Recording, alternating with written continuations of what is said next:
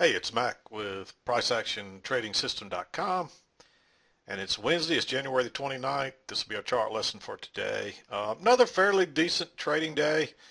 We had a big, strong downtrend early here. Um, then we've been since the open, we kind of had this little reversal pattern, and we've had this kind of an upward channel with a median line that's almost identical to what we had yesterday. Not quite as big of a channel, but very similar to what we had yesterday. So it's kind of a repeat day. It started out a little differently because we were trending down, but we've been trending up in this week upward channel since basically the open this morning. The reversal came right near the open. Um, an aggressive guy I probably ought to draw that one in green right there. Let me go back and change that one. Um, and I'll explain why there's not really a lot of trades marked in there. Um, as you know, as we get to that point. But let's start out here with the downtrend. If you caught one of these, they were some pretty good moves and probably made you some pretty good money. The first one was right here. We already had a clear down channel working here. Um, I mean, it's real obvious. You might have had this a little lower, and you wouldn't necessarily be wrong if you had it there. Um, I came off of this swing here and just looked at this like these were probably overshoots because it's really weak, and you see that last one bounced right off of that. So, but it doesn't matter as long as you're close. You kind of get the idea. There's a channel right here, um, but we came back, made a little double top when this. It's kind of hard to see it there, but there's one tick higher. Let me move that out of the way. And then it kind of closed down, and then it opened back up and turned straight down. That's a second entry short right there, coming off the low. First entry, pullback, second entry. But you got the little trap there, tricked people probably, and it took it a few minutes to kind of get going. But once it took on off, and you might have caught some runners here, depending on how you entered this one. If you got some runners, great. You just probably hang on till you get to the low side or until you kind of get a reversal pattern in here. Uh, but if you did catch any runners, you should have gotten a couple of points. At least, same thing here, you should have got another couple of points out of this one. It's really a similar type entry. It's a first entry, but it's right off of that trend line, right off the EMA. It's a nice reversal bar that kind of broke. It's kind of congested looking. It broke higher and failed and turned down.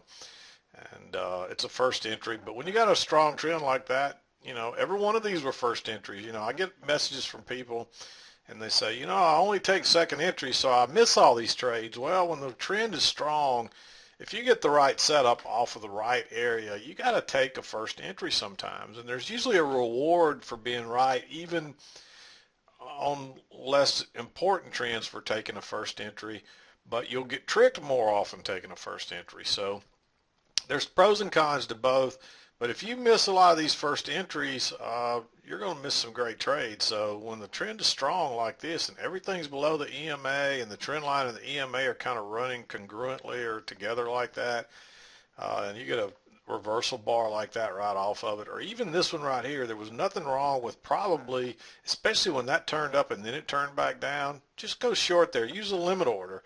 So you see it would have come back even on that bar and filled you, and then you just get to keep going. And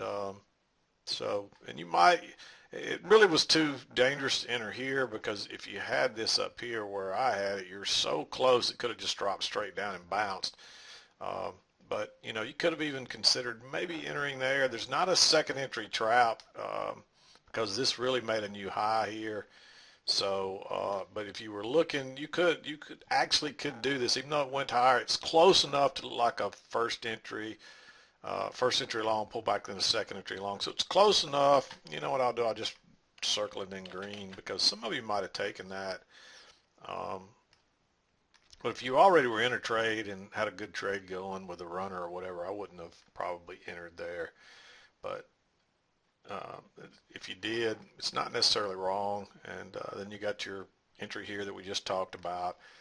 But now we got a break of that trend line, and we've had a huge move down. So I didn't see any reason to be going short in here unless you got in up here maybe off this little double top. You might have gone short right there and it would have worked.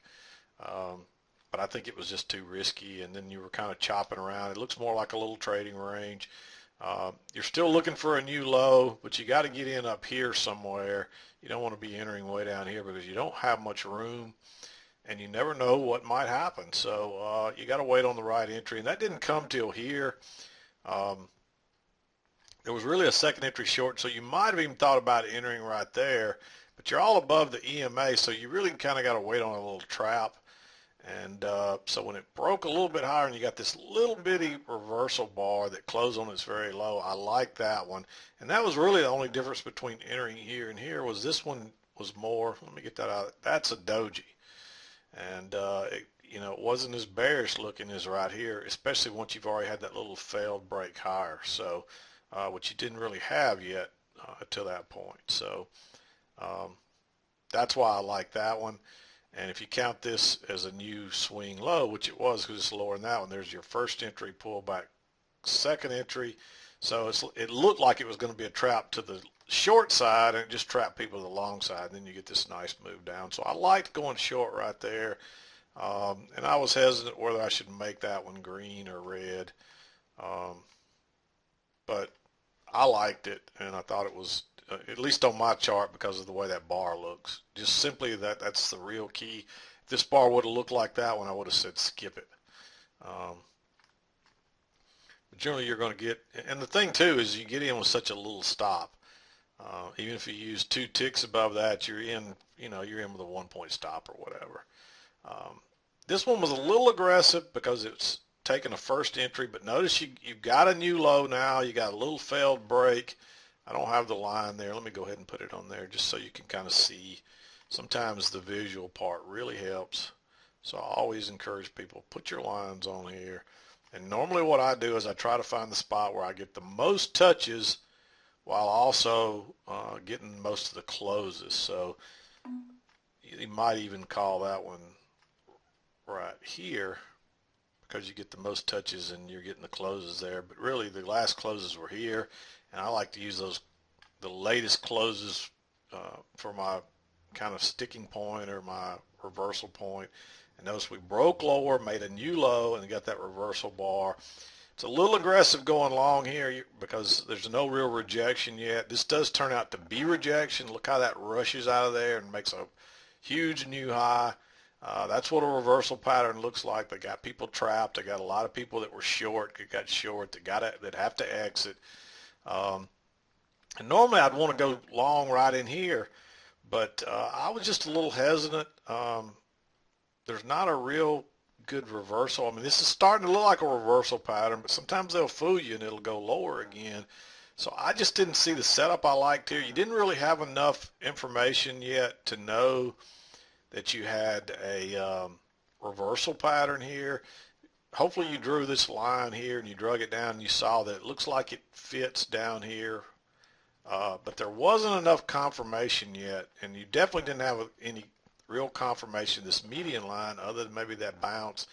But so that was hard to find. I really didn't get this in here until we bounced again a couple of times and then got below it.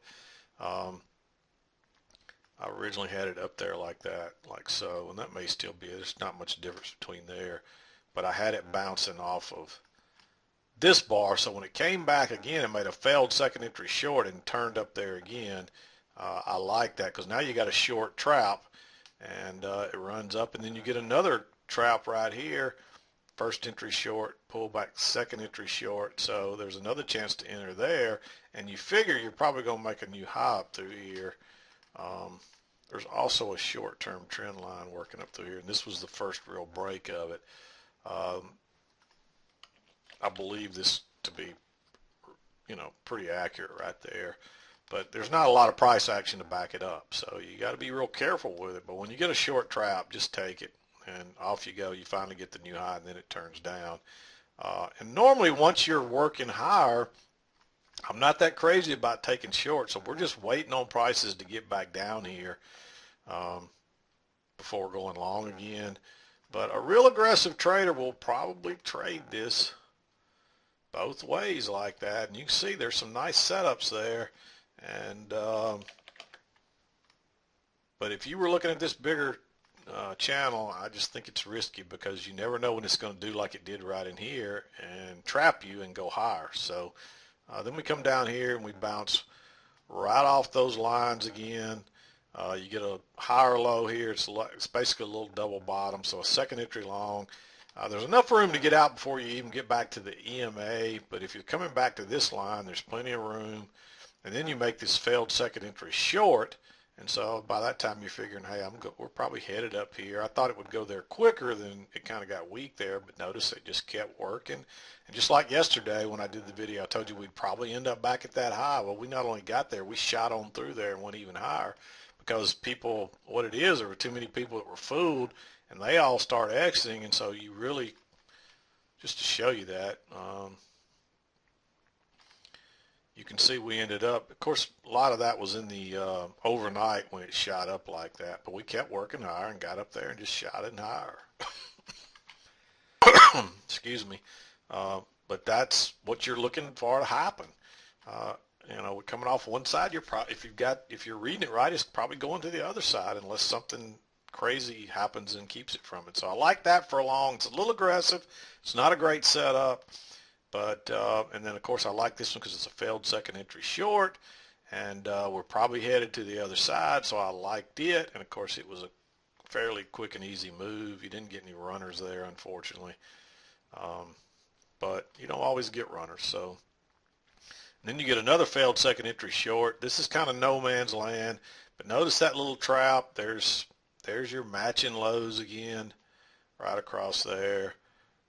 It breaks one tick lower, turns up. So just go long right above that bar, right there. It went lower first, then turns up. Just go long right there when it breaks higher, or maybe even drop a limit order right back there. And I like to use those previous closes, and you see it went just one tick past that and then turns back up. So, but you could have just used a stop there. It's a trap, probably going up here, and it just keeps going. And I really didn't like much of this past that point.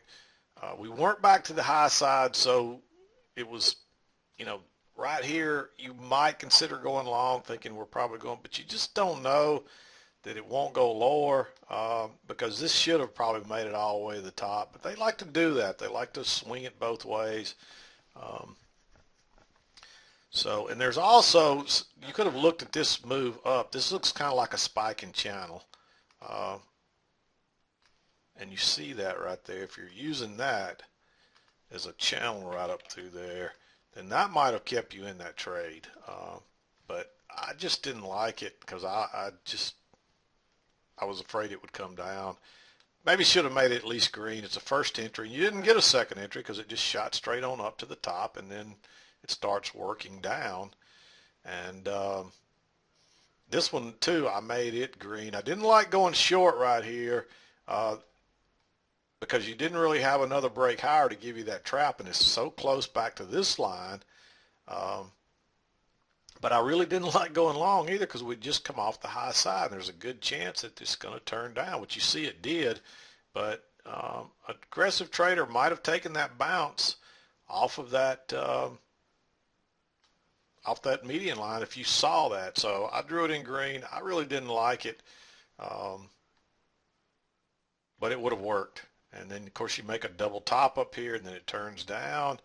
You get a little breakout pullback short opportunity. This is not a great setup bar, but I like this because now you're heading down. But the reason I drew it in green, I mean, I'll just tell you, I took this trade, just put a stop there, took it. It was a quick, easy trade. I liked it because I figured we were headed back to this line down here.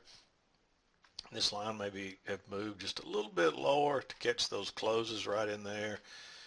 And if you do that, then your median line, if you move that down, you see that fits really nicely there. You kind of got to adjust these as you go, but you can see that fits really nicely now if I back out. You've got two equal quadrants. And so I'm always adjusting mine and moving it around a little bit because I originally had it way up here. But you notice we kept overshooting it, so kind of move it down and catch those last closes and those touches there, and then that makes then to get this to be a median line, you got to kind of adjust it. But you see how much better that fits on going up through there, how many times we bounced off. It looks really, really good right there. But back to this trade. This is also a failed second entry long. Notice you're moving down, first entry, pull back, and then second entry. So I looked at it like that. We got under the median line, pulled back. It's acting as support. It pulls back. It acts as resistance. So even though I drew it in green, I took this one without even blinking, to be honest. And it was a quick, easy trade for the most part. They did come right back and get my runner. I didn't catch a runner on that one, but that finished me up for the day. And so I'm going to go ahead and I'm doing the chart lesson and going to get out of here for the day. But I like that trade, but I was hesitant to mark it in just plain red because the trend is up. And you got to be careful counter trend trading when the trend is up. And you got to also be careful taking a lot of these trades in the middle that are kind of no man's land, because they will look like they're going to go lower and then stay in the upper quadrant, and then they'll look like they're going to stay in the upper quadrant and go lower. So you got to be a lot more selective in here when you take these. But anyway, had a little quick interruption there, but I can't remember where we were. But I'm going to wrap it up anyway. But I didn't like making that one red, just simply because it's a counter trend trade and an uptrend. But this is more, looks a lot like a range day, similar to like I talked about yesterday. It looks rangy, it acts rangy, so you can trade it to that way to some extent, but you got to be careful what you're doing and just be careful in the middle of no man's land here, like I said. So, but I'm going to wrap this one up. This is Mack with PriceActionTradingSystem.com, and we'll see you next time.